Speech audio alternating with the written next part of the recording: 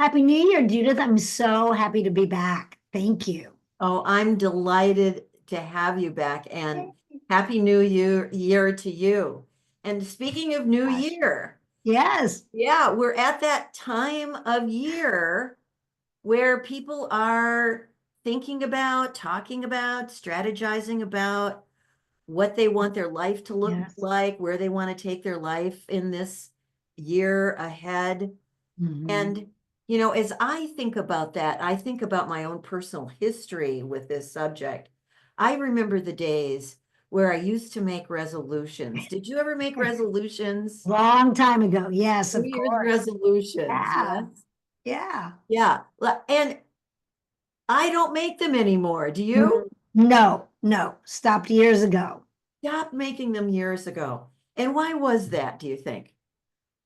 Well, I think two things. One, for the vast majority of us, they didn't last very long. I think the average is around in 2 weeks, 2 to 3 weeks, 8% of people are still like active with their resolutions. Yes. And secondly, because of that, and then culturally, I think there's a conversation, an interpretation in a cultural way that resolutions don't work. So it doesn't have the potency that I think maybe at one point it did. I think you're absolutely right. And once we experience the the bite of, let's say, failure, Mm-hmm. um, most people, myself included, I'm not going there. I'm just not going to set myself up for that. Right. Now, that was before I really was introduced and learned about the power of declaring goals.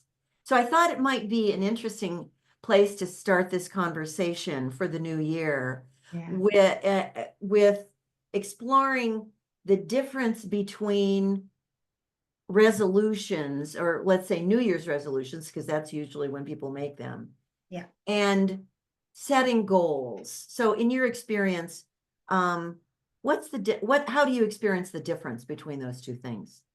Well, let me go first to what happens at the new year, because this has been something I've thought about for many years.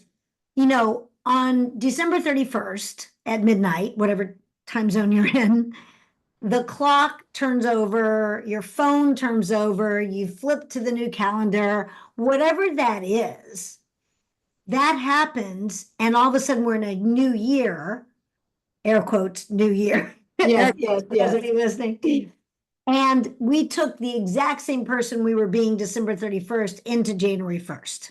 yes. So our way of looking at life, our paradigm, our mindset, our thought process, our habits came right along with us. Yes. Plus all of our unfinished business of the past year. Plus our unfinished business. So I think resolutions fell victim to, there was never a conversation of you got to complete on the past, bring something new to the future with a, as you and I would call, a vision, a purpose, a desire. And so they became watered down and useless. So I think that's one of the things about resolutions. Whereas goals, as you spoke about a few minutes ago, uh, are something that we declare. We can talk about the power of declarations. We Yes, yes, declare, and we put a purpose and a desire and an intention behind. And I think that brings way more possibility of success than whatever we did with resolutions. yes, yes. So let's dive into the power of declaration. What is a declaration and why is it powerful? Yeah, I love this conversation and one of my favorites. Declaration, just in the, I don't know what the ontology is. I've looked it up and I can't remember right now, but declare is to speak out. And so a declaration for me is never between our two ears. It's never silently told to ourselves. It's spoken out to others. And in that, the likelihood of follow through goes up exponentially just in the speaking of it. And transformationally, I don't know if you remember this from the first level course of transformation, there was the steps of creation. Mm-hmm. And the first step was intention, which is the desire. That's the thought. That's the what goes on between our, in our mind and our heart. Mm-hmm. And then step two is declaration, Mm-hmm. the speaking of it. Step three is demonstration. So we start acting in accordance with our declaration. Mm-hmm. Uh, Next step would be what would be called agreement or enrollment, meaning other people can see it, other people are aligned with it. And then it becomes something that happens in reality. And so my favorite, very favorite example of this is the Declaration of Independence in the United States with its, it's got its issues, as we know. But there was this powerful declaration, of we're gonna, be free. We're gonna be a free country. It was kind of laughable in the world at the time. And then the demonstration came where, we acted as colonies, and then there was the Revolutionary War, and then, we started a government. I just went to Washington, D.C. with the kids, so that was all cool reminder there. And then the world started to operate with the United States as if it was its own country, and now we have the evidence. But same thing with a marriage. It's a declaration and a demonstration aligned with our declaration, and that becomes that. So declaration is this potent possibility that gets spoken that we live into, and then that's how we create something new, like a goal or an achievement. And presumably, when we're declaring, when we're making a declaration, we're doing it to someone or to someone's, right? We're not just saying it out loud to ourselves. We're Yes. putting ourselves at stake Yeah. by declaring in front of another person who presumably we might also enroll or into supporting us being accountable to what we declared. So there's a mechanism there in the process, isn't there?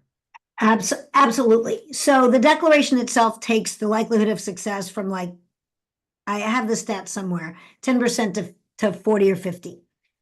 In having an accountability person, like you were just saying, have someone who helps us be accountable, it rises up to somewhere around 90%.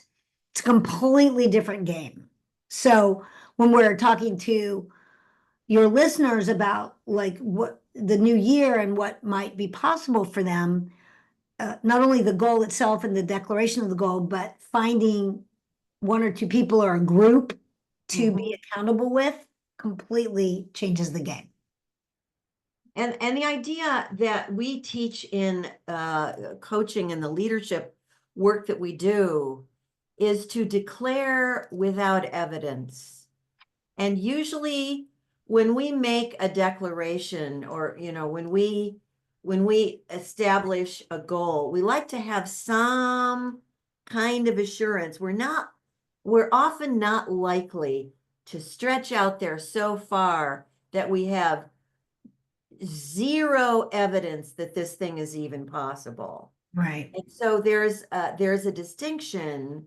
I want to hear from you about declaring without evidence. Yeah, I think you're raising a really interesting space to be in, because we want, as leadership coaches, we're both leadership coaches, we're inviting people to take a step outside their comfort zone.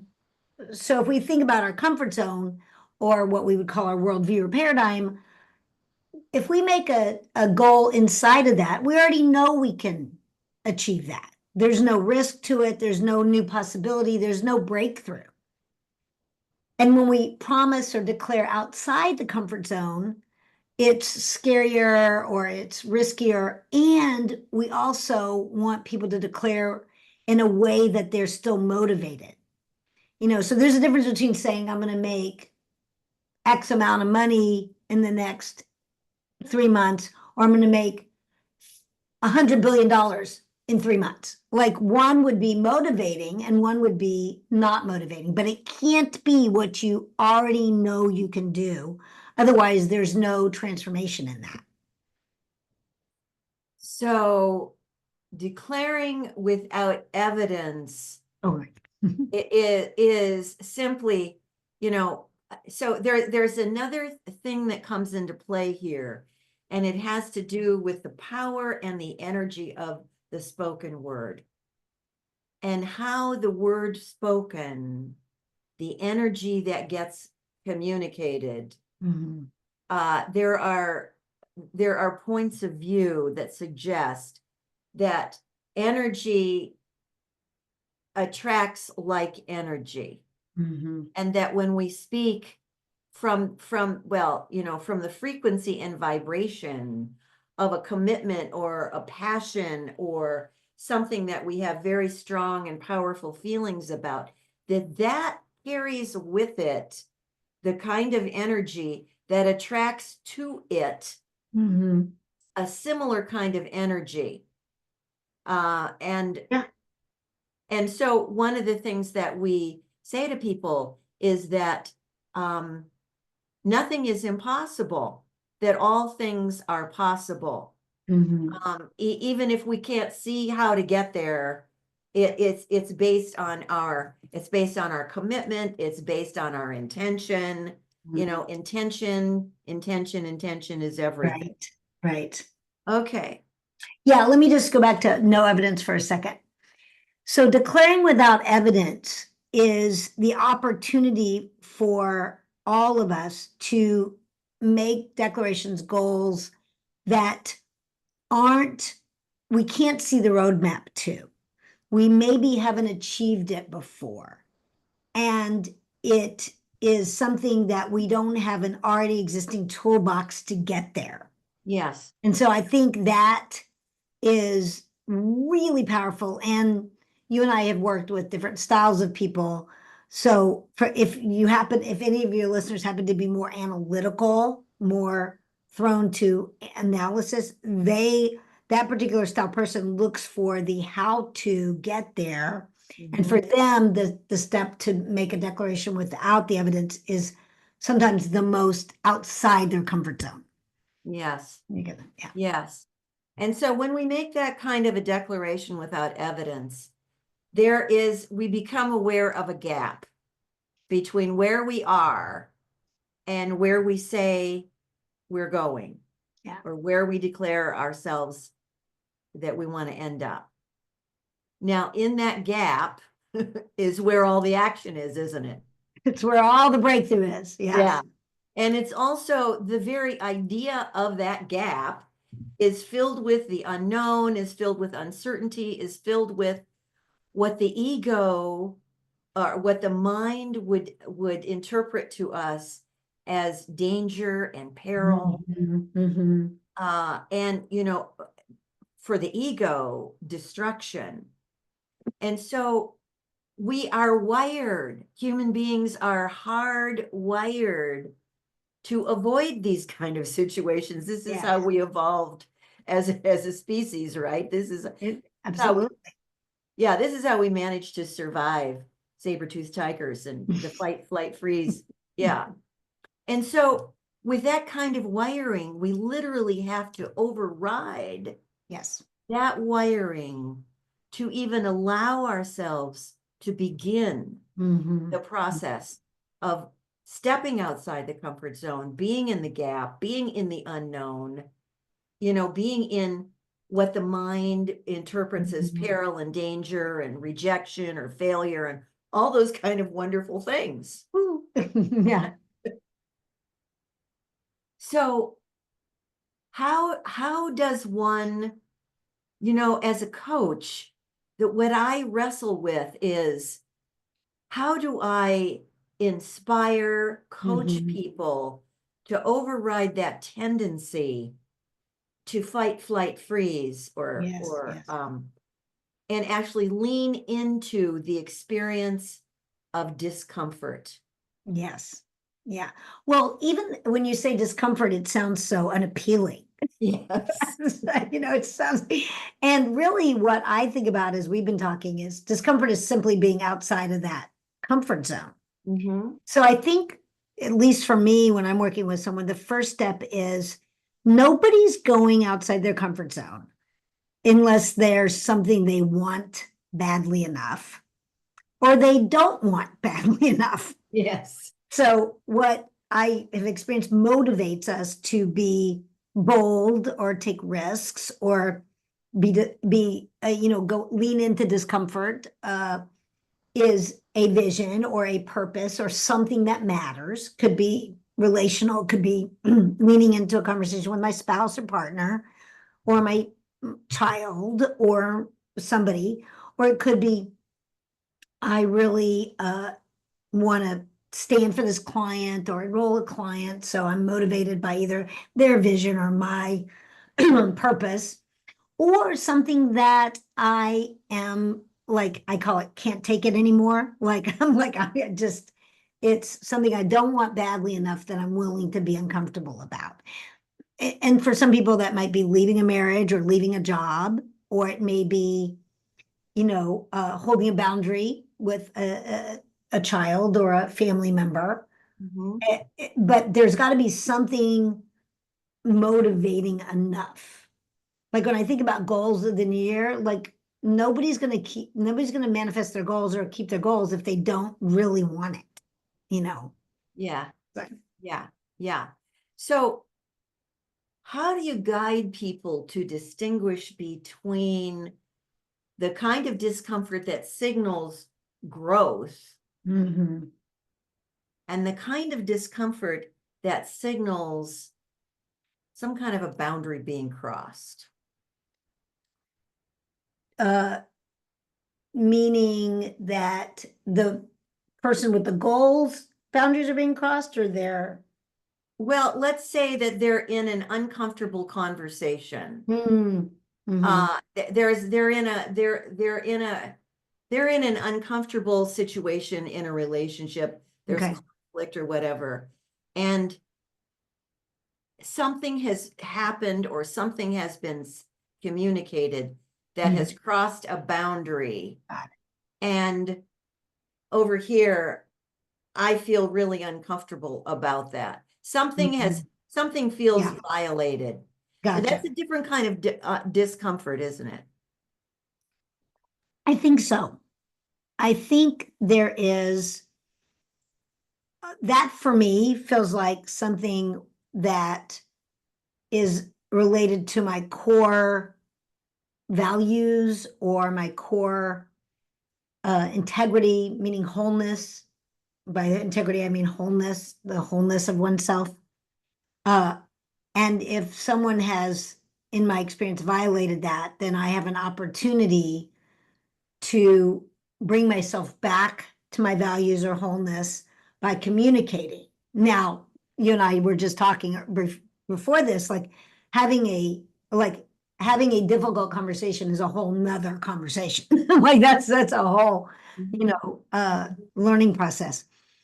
And the distinction I have is there's my discomfort in going for something that will require me to be in some way I haven't been before, courageous, bold, open, vulnerable, powerful, confident, etc., like a goal or a mission or a purpose. And then there's, hey, wait a minute, I'm uncomfortable with something that just happened and I need to. It isn't for me, it's not so much about protection because I think that can be tricky. Um, I think it's about I'm Mhm. going to, in this engagement, find my way back to my own foundational values or wholeness, something like that. That's Hope that good. makes sense. Yeah, that's really good. That's really good. Um, so oftentimes people either give up on themselves or they don't even start at the very thought of being uncomfortable. Mhm, They mhm. give up when things start to get hard or they don't even begin because they're already convinced that it's going to be too hard, that the possibility of failure, the possibility of rejection, the possibility of being misunderstood. So I'm not even, I don't trust myself that I can handle this. Mhm. Now we're talking about this whole melting pot of emotions and issues Mhm. that get involved, which is why this is such a complex conversation, is it not? Yeah. Yes. Because Yes. now we're talking about, I don't trust myself to handle the discomfort. Right. I don't trust myself to go into this situation or to have this conversation or to take this action. I don't trust that I'm going to be able to handle what can happen or what could be said Mhm. or how Mhm. I might be misunderstood. So I'm over here sitting in my not trusting myself and staying stuck. Yeah. How do Yeah. I get unstuck? Well, again, I'm going to go back to whatever it is that the opportunity is, the goal or the conversation or the relationship, that person's got to at least want it. Like there's got to be something internal moving them towards it. Now, as they say, yes, it really matters to me, and then they get themselves stuck, there's a opportunity for anyone who wants to be successful in relationships, successful in business, successful in parenting, successful in anything, to lean into, as you were saying, that discomfort. So I don't know the quite the formula, the magic pill, let me just say, to have people get be willing to be uncomfortable, like you were saying, be uncomfortable, be comfortable with being uncomfortable. Mhm. And all I know is that anything we've ever achieved of substantial value has required us to be uncomfortable. Even people who are in a successful marriage for decades, somewhere along the way, they've had either uncomfortable conversations or when they were dating, or they asked them to, they could have said no, they could have rejected, they could have cheated. They went through infidelity and they had to get to the other side, or they went through the pain of financial loss or a child loss or something. Like none of us have made it this far in our life, and I don't care if you're 15 or you're Mhm. 85, Mhm. without dealing with discomfort either placed upon us or generated by us perfectly, or whatever way we want to look at that. So we have already sustained it, every one of us. Mhm. And now it's a question of, can I, if I want this badly enough, am I willing to be uncomfortable? It's prices you're willing to pay when we talk about coaching in the workshops. Am I willing to be uncomfortable for this? Is it important enough I'll get uncomfortable? Is this marriage worth saving? Is this, client worth having a hard conversation, et cetera, whatever it is. Excellent. That's great. And so the experience of being uncomfortable, actually leaning into the physiology of it, Mm. as it's in our body, as it's in, as it's an emotional, physiological, visceral Mhm. experience. The body is having a moment, right? When we're in discomfort, the heart rate is speeding up, we might Yep. be perspiring, we're going through stuff physically. And if we're willing to stay with it, it's like you're on a roller coaster ride, right? You get on, before you actually get on the ride, your body is going through all kinds of terror, thoughts of Right. potential destruction and what could happen and all the physiological stuff. And then you actually get on the ride and the ride begins and you're in the experience physically Hmm. of the ride itself, whether it's a roller coaster ride or it's a difficult conversation ride. There's a physiology. Yes.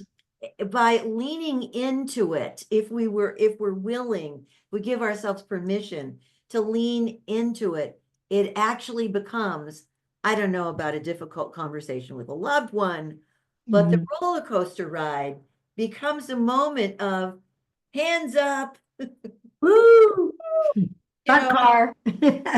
a moment of exhilaration. Mhm.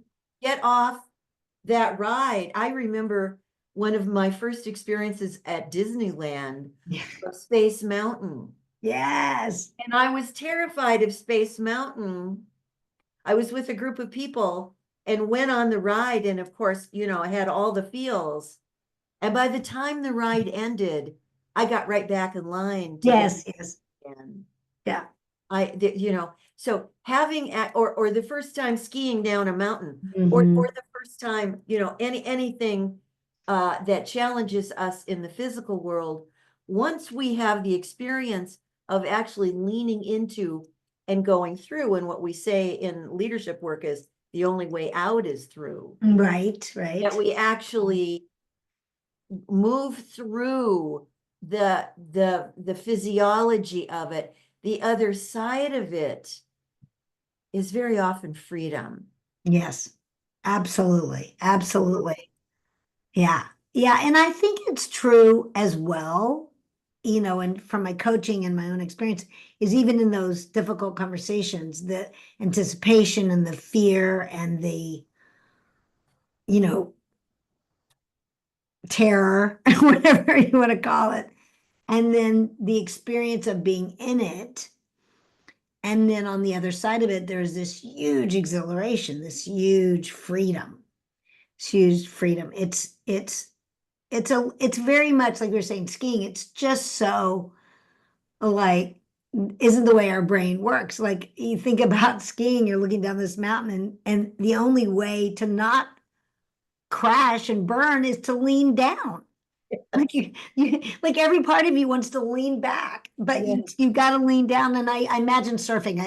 I've never gotten up. I've tried a couple times, Yeah, but I yeah, imagine it's the same. But there's this way that it doesn't make sense to the logic of the brain, and you got to dive in. yeah, yeah. That's absolutely true. So this is where breakthrough happens, right? This is Totally, totally, where totally. when we're in that experience of we have we've gone for it. We went all in, Hmm. knowing the outcome, but Yeah. we went all in. We we generated our courage muscles. We worked up the courage to actually, it's like I'm thinking of my granddaughter, so many experiences with my granddaughter. Hmm. But one is with food choices. Hmm. She's, I mean, I think most little kids are usually pretty picky eaters. Yeah. And she's been a pretty picky eater all of her. Uh-huh. She's 11 years old. Yeah. And she's been a very picky eater and wouldn't even taste anything that wasn't inside her comfort zone of food, Mm. which was Right. very small. It was a very Right. small I have one like that and one the other way. Yeah. around food. And now she's beginning to be curious Mm. about what new tastes could be like, and having some fun and success Cool. trying out new things. So the role of curiosity, I always talk about curiosity as being a superpower with people. Hmm. Hmm. And I think if we could stimulate the curiosity, that has always been my, well, I think it's really my superpower in terms of what keeps me going at this stage of my life. Hmm. I mean, I'm at the stage of life at 82 where most people have long ago stopped Right, right, right. or slowed down, Yes.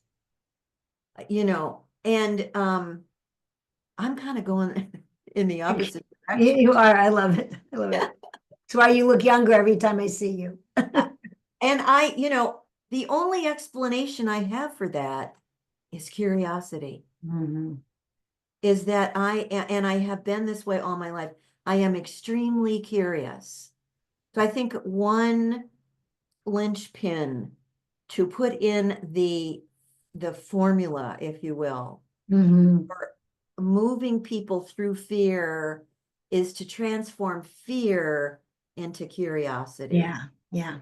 Well, and like you were talking about the exhilaration, fear and excitement are the same physical sensations, as you know. Yes. And when you say curiosity, I'm also like coupled with that, I think of possibility, like Yeah. being had by possibility, meaning what could be, what if, like literally just being in the question of what if I had this conversation, what if I Yes. went after this client, what if I opened my heart and risked with my partner and said, X, Y, or Z.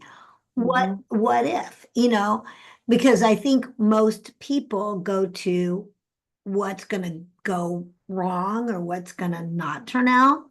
Yeah. Well, what if it could? What if it were possible? The beauty of possibility for me is that it is this vast potential of what could be, Yes. and, you know, uh, from Deepak Chopra, the field of infinite possibility. Like, if we really want to talk about energetics, like all realities have this potential. And Yes. and how powerful, and one of the things I would, want your listeners to remind themselves is how potent and powerful we are.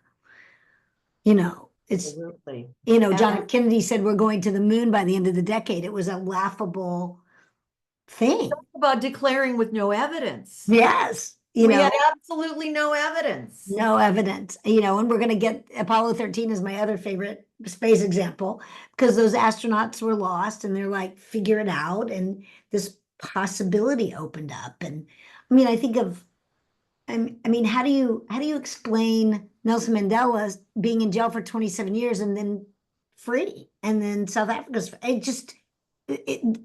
Even the standing in possibility does something universally. Wow. I'm just thinking about a lot of the people that we coach and how they sort of stand off and look at possibility and say to themselves, yes, I want that. And they also look at what it's going to cost them or the price that they'll need to pay to get there. Or what they think they'll need to pay. That's Exactly. Yeah. Which is even more of a disruption. And they'll choose not to go. They'll choose not to go for it. They'll choose their fear. They'll choose what's familiar and safe and predictable because it's really about control. Yes, yes, yes. So let's talk about that issue, that we are creatures who pretty much need the experience or need to think, not that we actually are in control, but we Right, need to believe that we're in control. right, We right. need the illusion of being in control. Yeah. No, that's this ties exactly into comfort and discomfort. Exactly. What I think I can control is comfortable for me because I think I can predict that I won't be hurt. I won't be abandoned, rejected, whatever that emotional feeling I don't want to feel is. And whatever's out of my comfort zone or uncomfortable or causes me discomfort, I can't predict the outcome, which Yes. might emotionally hurt me. Yes. Yeah. Yeah, And it's so, strong. It's strong, strong yeah. shackles. Shackles is what I feel. And so what it really requires is that we transform our relationship with fear, Mm-hmm. because fear is the bottom line conversation underneath needing to be in control, or, needing to stay safe, or needing to be liked and be approved of. It all kind of boils down to fear. Yeah. And so we have this relationship with fear, like it's this big, huge thing, like it's this thing that's bigger than we are. And we're powerless in the face of fear. Right. Right. Well, when I'm in the workshop, the training, the second level training that well, when I talk about fear, I talk about, look, would you like to get rid of your fear? And everybody's like, yeah, sure. And I'm like, you can't, it's not going away. The only opportunity is, as you said, transform our relationship with fear, which is what I call courage. So courage isn't the absence of fear. Courage is being afraid and doing it anyway. Right. And then I talk about there's two kinds of people in the world. People are afraid and do nothing, and people are afraid and do something. It's really Yes. Yes. Yes. And so those people who are afraid and do something, they brought something more to that moment. They brought something more to their relationship with fear. Now, Mhm. we could call it courage. We could call it curiosity. We could call it commitment. We could call it faith. We could call it faith. But something gets to happen. What if we could make friends? Mm. What if we could befriend fear?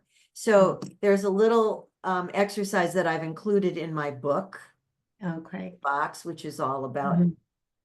living outside the comfort zone, where I encourage people to imagine that fear is like a little furry animal,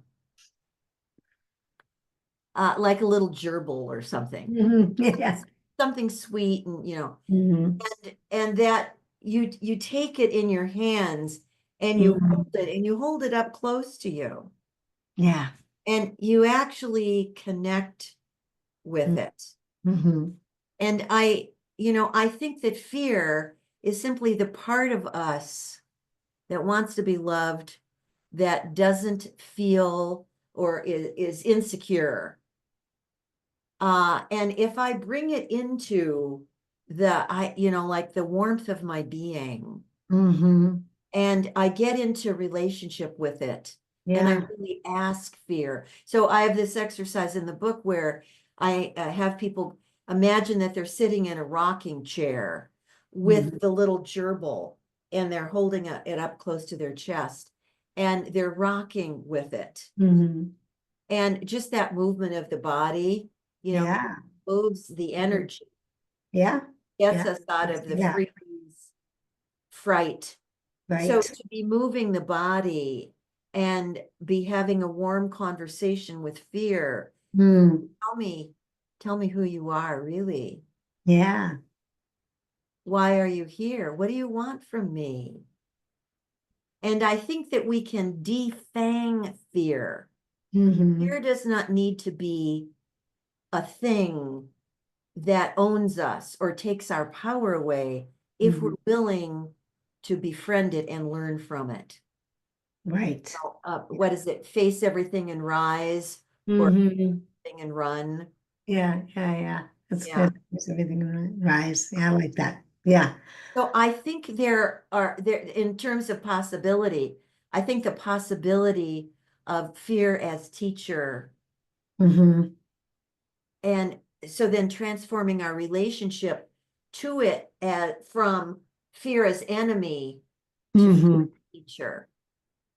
Well, this Yeah. conversation has gone in a direction I did not anticipate. Right, right. Well, and I was just gonna say, as you were talking, I was thinking back to what we started with and the opportunity for people to come into 2025, start this year as they have now with a commitment, goal, declaration that is outside their comfort zone. And with that, whatever fear comes with that, to embrace it, to befriend it, and know whether, I mean, we absolutely want you to fulfill your your commitment, your goal, your declaration, but even if you don't, the going for it, the will, the leaning in, the risking of one's comfort zone to achieve it will completely transform the trajectory of your year.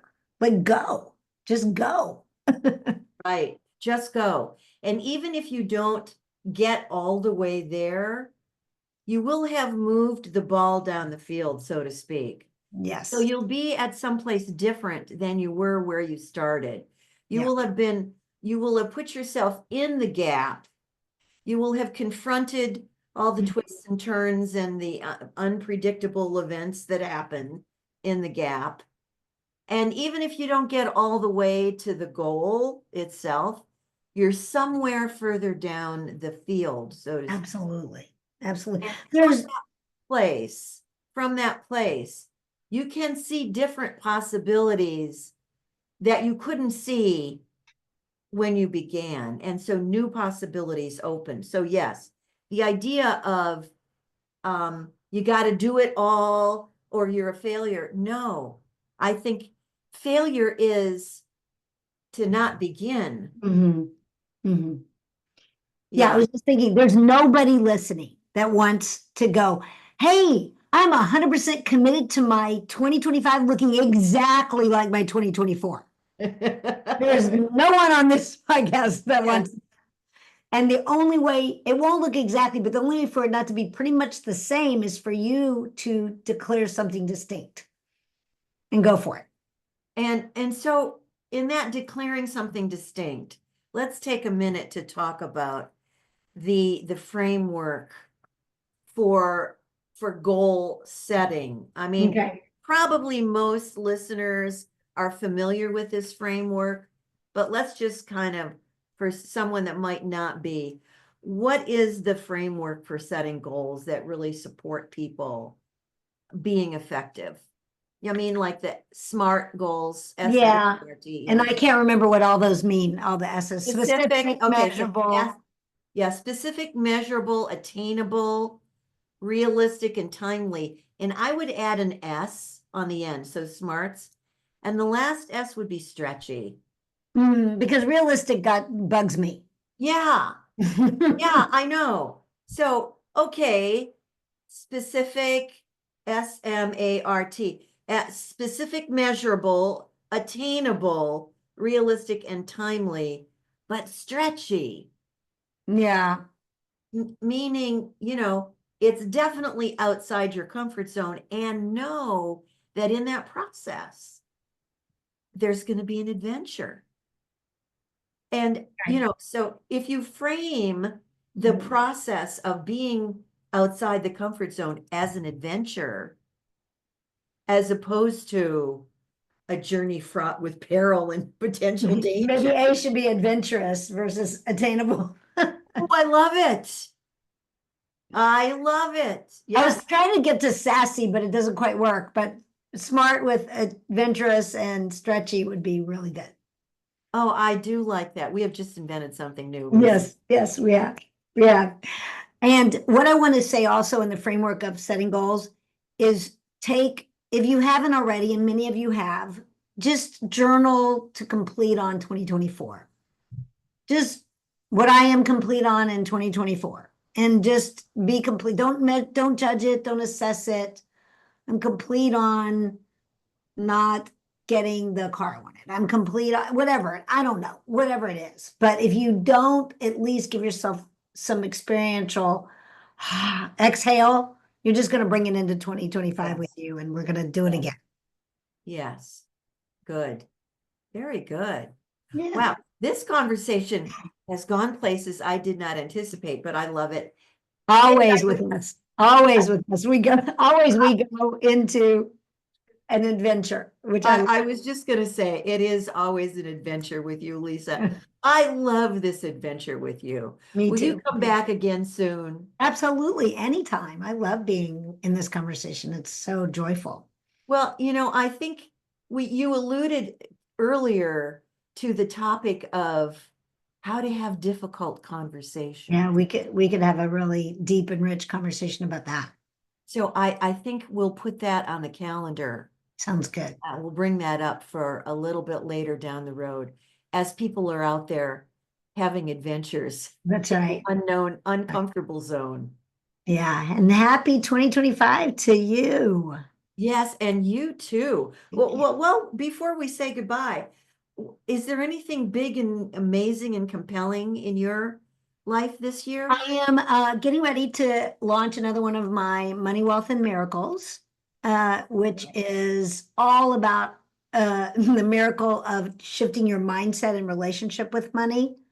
You know, we talk Well, about that's a big as one. energy. Yeah, so watch out for my follow me on social media. I'll do a free masterclass.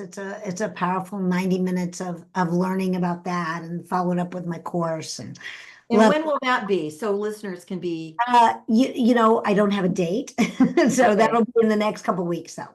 okay. So the course will be like first Yeah, quarter? yeah, that'll be in the first quarter. It'll be probably mid-February, and then I'll do the masterclass in the next, between mid-January and mid-February. All right, you guys, if Yeah. money goals are on your to-do list this year, you want to be at Lisa's class. You Oh want to yeah, super good.